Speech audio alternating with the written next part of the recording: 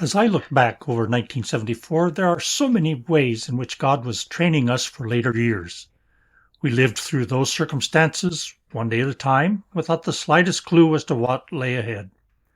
More than 50 years have passed, and it was only through my journals and correspondence that the lost and faded memories blossomed out in living color, filling in the sketchy picture of Brazil we carried with us in our mental baggage wherever we went.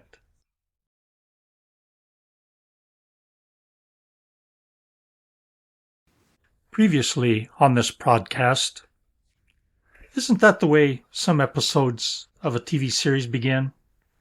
It's the just in case you don't recall where we are in the story bit that picks up where we left off.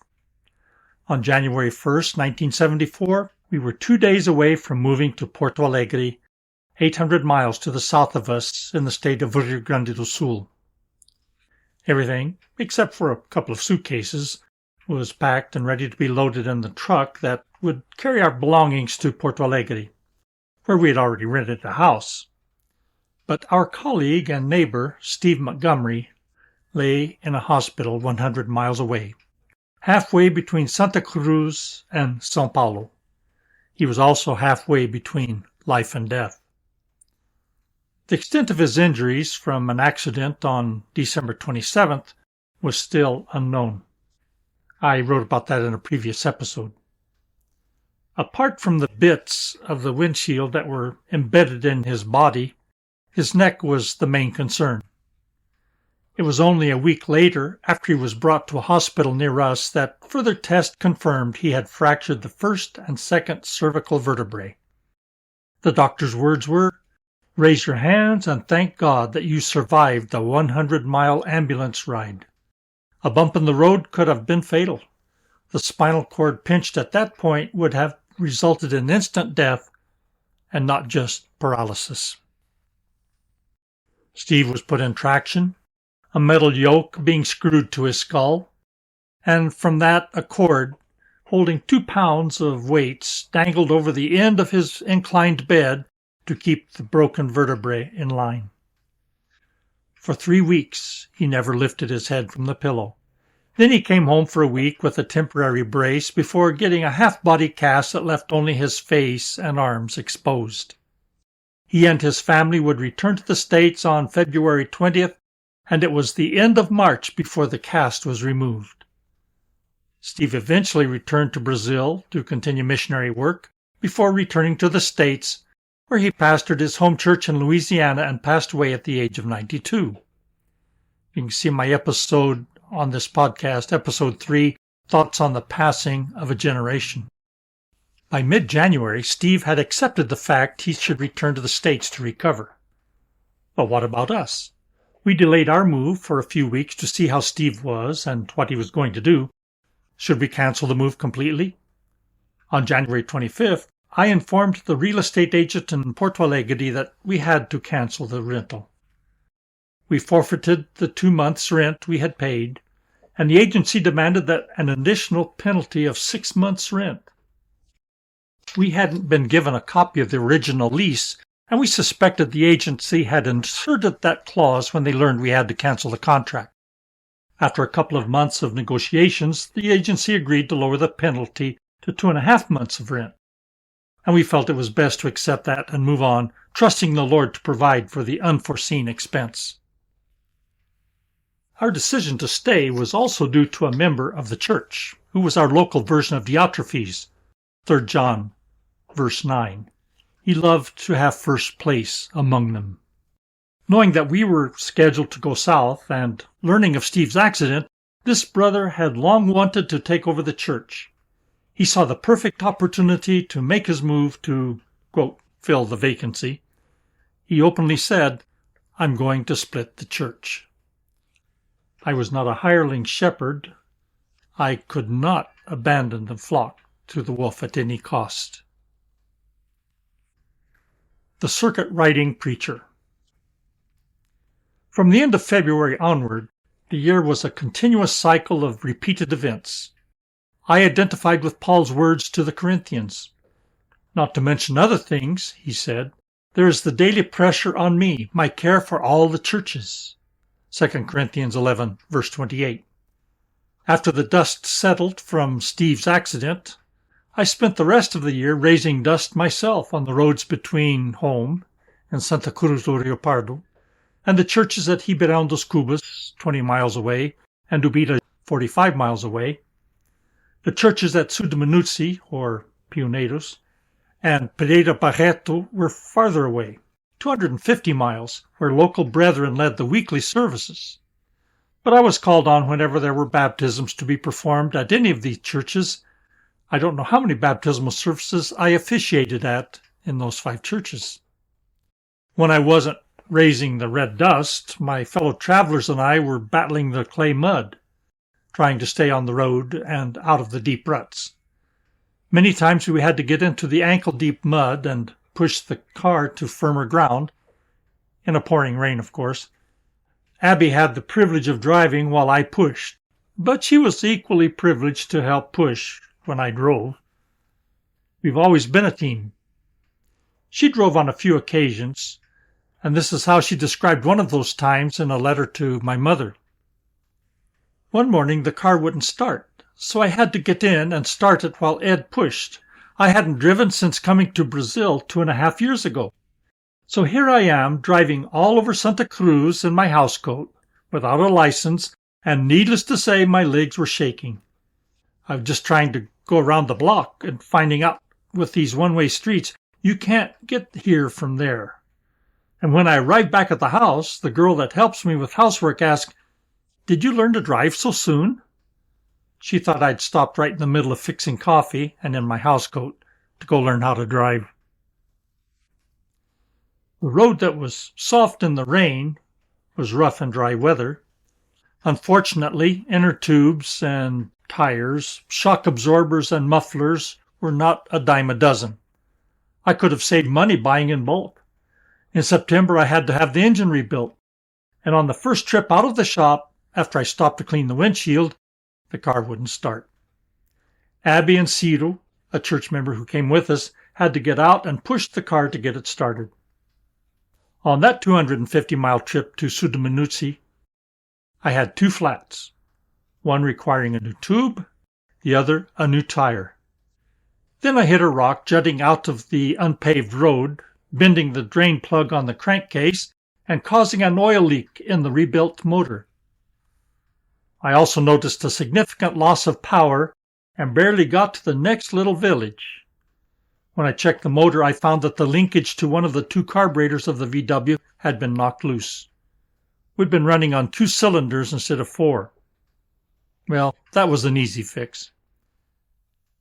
I performed the baptisms on Sunday and prepared for the 250-mile trip home on Monday.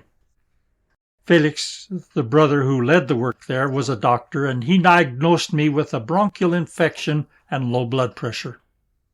Cito loaned me $10 to buy the medication, so I still had some cash for the trip home, $1.20. Brother Felix decided to return with us to Ubirajara, where he had worked for several years, and I suspect his awareness of our financial situation was a factor in that decision. When I pulled into the garage at home, one of the rear tires was going flat. Baptisms. Churches didn't have baptistries. There was always a lake, a pond, a river, or a creek nearby, each with its own advantages and challenges.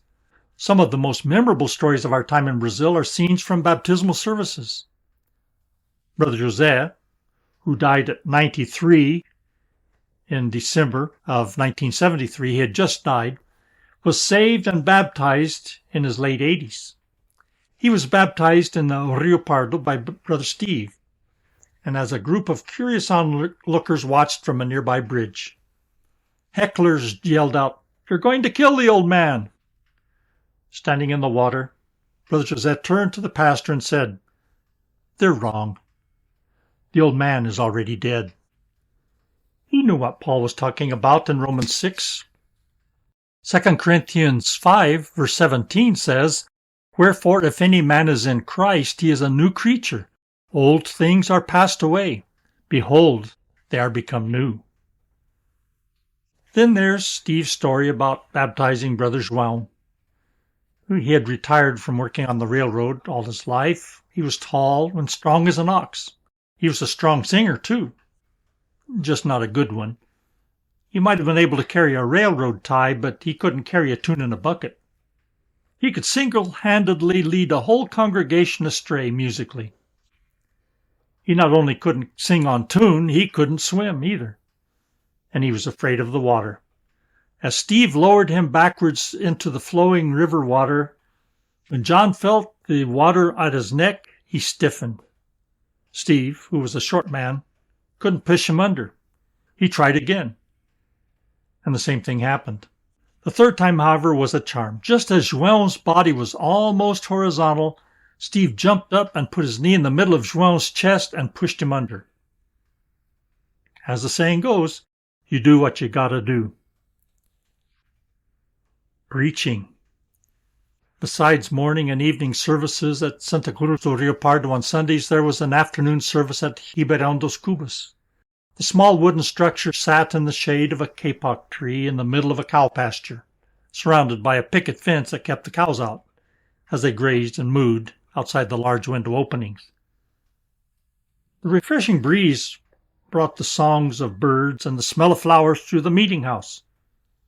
Who needed a hammock? Even sitting on plain wooden benches, Steve and I took turns dozing off while the other one preached after a good Sunday dinner at the Montgomery House.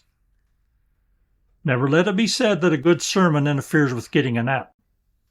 Have you ever caught yourself nodding off at the wheel and suddenly waking up just in time to stay on the road?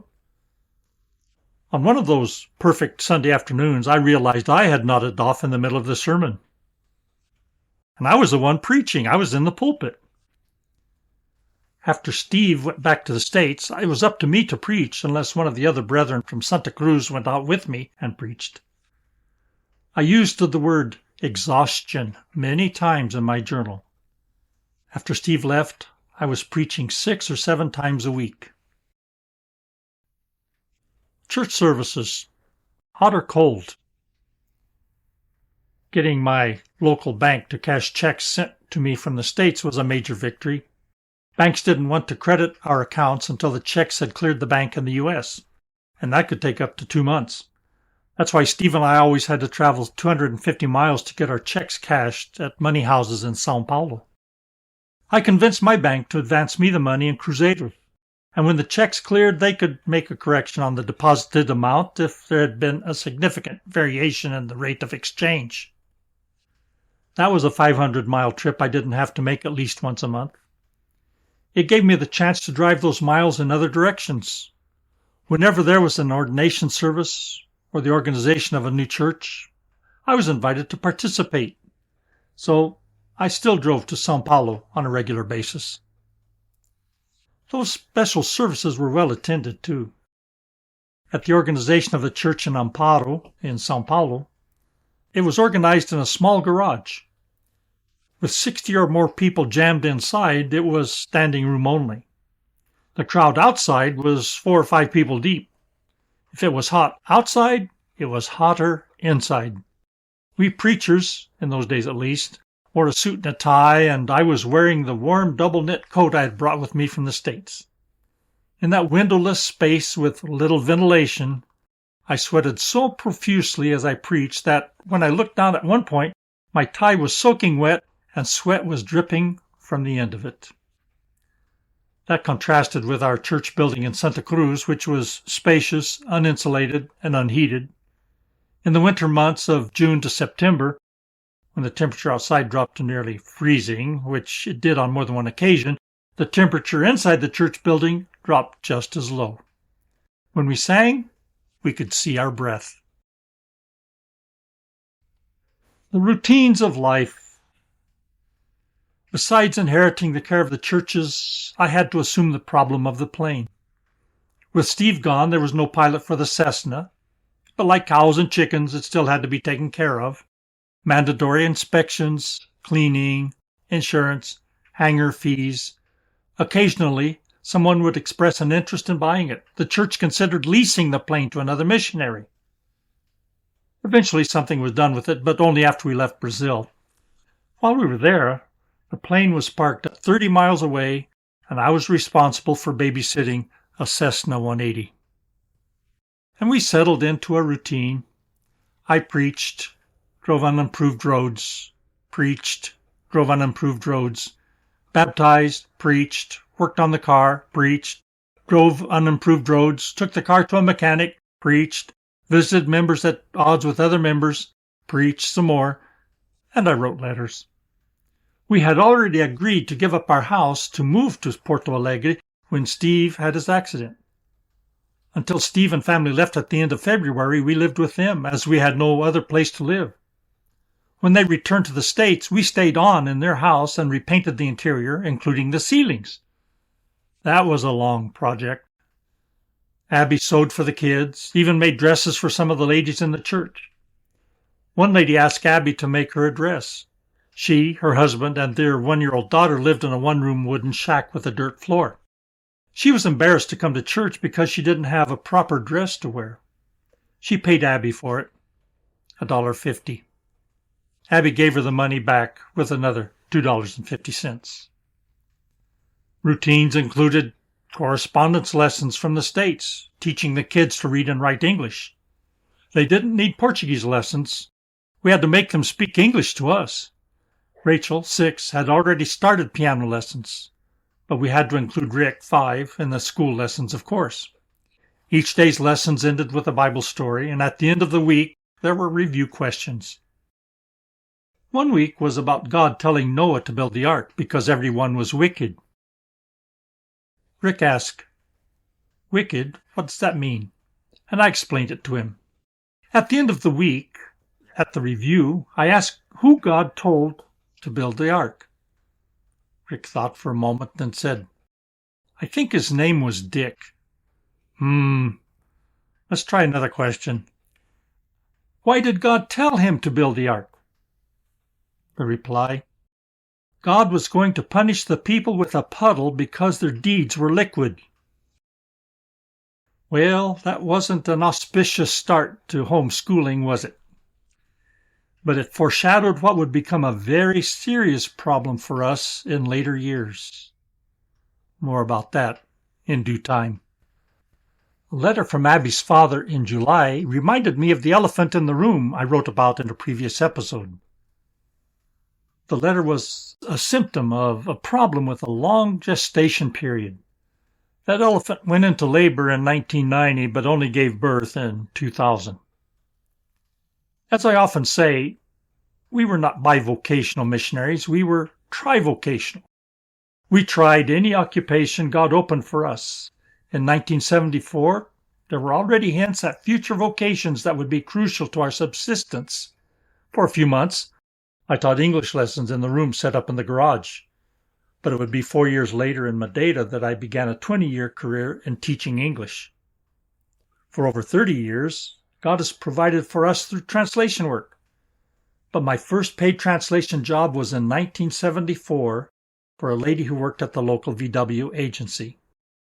I don't even remember what the document was or how much she paid me, but it was my only paid translation job until 1991 in Madeira. Exotic diseases and foods. How could we live in Brazil and not experience the exotic? Exotic diseases, for example. When Abby got a red, itching rash all over her body, doctors asked her if she was pregnant. They thought it could be rubella, German measles. Then her joints, knees, shoulders, hands, and fingers became so painful I had to pick up 1-year-old Jeff for her. She couldn't pin his diapers on either. I had to do that too.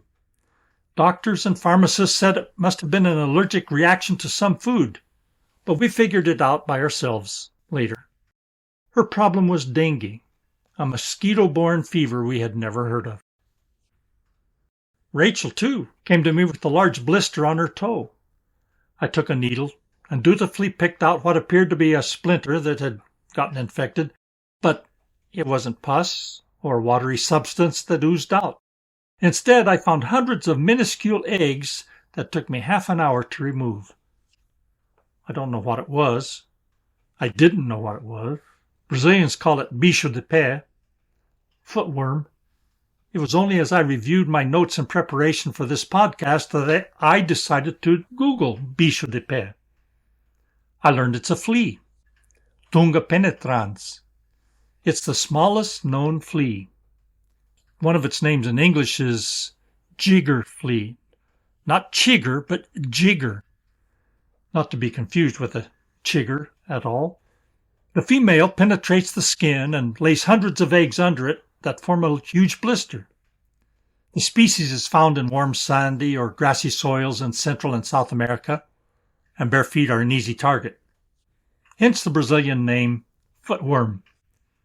When I looked on Google to find out more about it, the first thing I read was, see a medical professional at a clinic or a dermatologist for the appropriate treatment. Some of the photos on Wikipedia show the damage of the Tunga penetrans can cause if it's not properly treated. And they are gross. Is 52 years too late to know what I should have done? I think this is a case where ignorance was bliss. We did spend 3 years in Brazil without experiencing a case of hepatitis. That seemed to be a standard rite of passage for the missionary families we knew. I fulfilled my hepatitis obligation 6 years later in Madeira. There were exotic foods, too. Abby made dumplings to go with turtle meat and eggs brought back by our neighbor from a fishing and hunting trip further north in the jungles. He also gave us salted capivara meat. There was no Google in those days, but somehow Abby did find a picture of a capivara before we sat down to eat. And she had learned it's the world's largest rodent. That took a big bite out of her appetite, and she found the meat was every bit as tasty as she thought it would be. Never again, she concluded.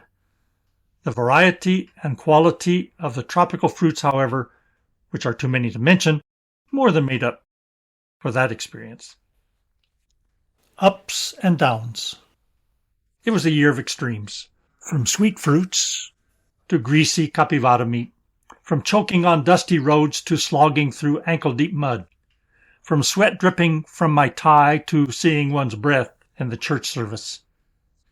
What was the most embarrassing moment of the year? A church member at Ribeirão dos Cubas asked me to be present at her son's wedding, and I missed it. The ceremony had to be performed by a court official, but I made sure we would be back from São Paulo by 4 o'clock in the afternoon, 4 horas, and when we got to the courthouse at 3:40, there was no one there. It was raining torrentially, and I wondered if the wedding had to be postponed. I also decided not to tackle the 20 miles of mud to the farm. But when I did get out there a few days later, the groom's mother expressed her disappointment that I, the pastor, hadn't showed up.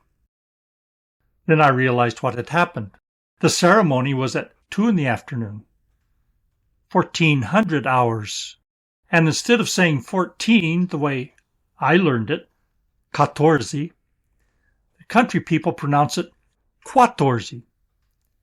And I understood 4 horas, 4 o'clock, instead of 14, 1400 hours. We had driven 250 miles to get there in time to be late. But I also learned that the reception planned for that night had to be canceled because of the torrential rain. The groom had butchered 4 head of cattle for the party, and he ended up having to give all the meat away. So after 2 years of speaking the language, I could still misunderstand the Portuguese of the hillbillies of the interior. But when the taxi driver in São Paulo warned me not to step on his 38 lying on the floorboard, I heard him loud and clear. What's ahead? Reading my notes for 1974, I realized what a poor prophet I am. On more than one occasion, I commented on the events of the world and prophesied that the end was surely at hand. I didn't set any dates, but 52 years have passed, and it's just as well I didn't. World events today lead us to the conclusion that the end must not be far away. But if I'm 52 years older now than I was then, I trust I'm at least 52 years wiser as well. I'm not marking any dates on the calendar for the rise of the Antichrist or the coming of the Lord, but I will say that every day makes me want to be better prepared for tomorrow. Thank you for joining me as I recalled some of the events of 1974. This is not a nostalgic trip down memory lane. Rather, it's the evidence I see of God's hand in our lives, and I've learned to expect God to surprise us in ways we could never imagine. Looking back over my notes, I don't find a single mention of the one event in 1974 that had the greatest impact on the rest of our lives. I'm sure I was aware of it, but I never gave it more than a passing thought. What's the lesson from this year? Having seen the way God works, I'm sure He's doing something right now, somewhere, that is going to have a profound effect on my life. Maybe soon, perhaps farther down the road. It may be something I know nothing about, but when the time comes, I'll know it when I see it. That's what's exciting about living by faith. And I encourage you to do that yourself. And if you've already begun that journey of trust in God, there's still a lot to be learned by growing in that trust. Major events are often called hinges of history, and 1975 would undeniably be the hinge that changed the course of our human history. I entitled this podcast, Give Me This Mountain, and if you followed our journey from 1971 through 1974, at this point in the story, I had never heard of that mountain. The challenges we had faced and the victories we had won up to this point were only the foothills.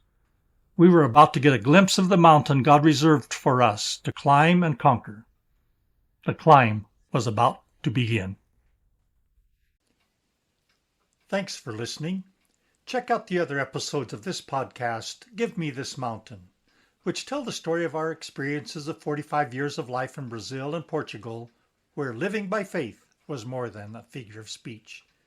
It's based on entries from my personal journals and missionary newsletters beginning in 1971. Listen to my other podcasts, These Things Were Written, which focuses on the biblical text itself with insights from my studies in the original languages. You don't have to know Hebrew and Greek to understand God's Word, but you must hear and read the Bible for yourself. Many people say they agree with the Bible but don't actually know what it says. Others disagree with what they think the Bible says.